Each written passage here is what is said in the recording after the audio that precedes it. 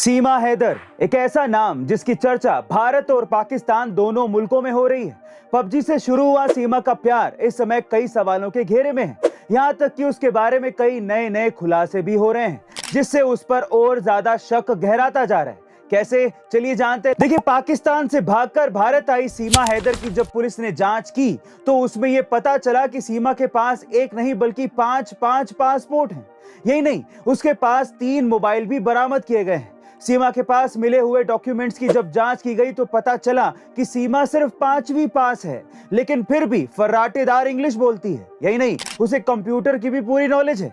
हैरान कर देने वाली बात यह है कि पाकिस्तान से आते ही सीमा ने भारत में हिंदू धर्म को मानना शुरू कर दिया। यहाँ तक कि अब सीमा भागेश्वर बाबा के धाम जाकर अपनी पर्ची भी निकलवाने वाली है। गाइस, क्या सच में सीमा एक प्रेमिका है या फिर प्रेमिका के नकाब के पीछे कुछ और ही सच्चाई छिपी है? कुछ तो गड़बड़ है। आपको क्या लगता है? कमेंट सेक्शन में जरूर लिखिएगा।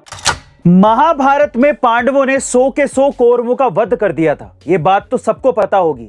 लेकिन इन 100 कौरवों में से एक कौरव ऐसा भी था जिसे पांडवों ने नहीं मारा था और जो युद्ध के बाद भी जिंदा था। कौन था वो कौरव? देखिए, महाभारत के बाद जिंदा बचे उस कौरव का नाम था युयुत्सु, जो कौरवों का सौतेला भाई था और महाभारत के बाद बचे 11 योद्धाओं में से अकेला कौरव था। दरअसल जब कौरवों के पिता धृतराष्ट्र गांधारी के अनिश्चित काल के गर्भ को लेकर परेशान थे तो उन्होंने अपने वंश को बचाने के लिए सुगुड़ा नाम की एक महिला से एक पुत्र उत्पन्न किया था, जिसका नाम था युयुत्सु। वो युधिष्ठिर और भीम को छोड़कर सभी कौरवों और पांडवों से बड़े थे।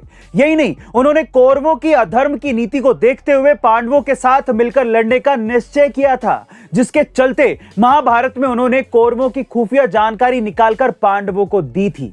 अब वो थे तो कौरव, लेकिन पांडवों के साथ थे, इसीलिए जिंदा थे। वैसे गाइस, आपको ये जानकर कैसा लगा कमेंट सेक्शन में जरूर लिखिएगा।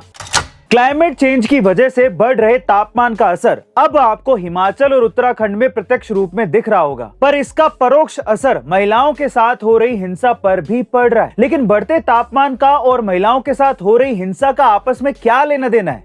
दरअसल एक स्टडी में यह पाया गया है कि क्लाइमेट चेंज की वजह से अगर 1 डिग्री सेल्सियस का भी तापमान बढ़ता है तो महिलाओं के साथ हो रही हिंसा के मामले 4.5% तक बढ़ जाते हैं। खास बात यह है कि ये मामले भारत की महिलाओं के साथ ज्यादा हो रहे हैं। ऐसा इसीलिए क्योंकि बढ़ते तापमान के चलते जैविक और मनोवैज्ञानिक कारकों के कारण इंसान की आक्रामकता बढ़ जाती है, जिससे लोगों में क्रोध की भावना पैदा हो जाती है और इसकी वजह से खास करके टियर 2 और टियर 3 शहरों में महिलाओं के साथ ज्यादा अत्याचार और हिंसा हो रही है।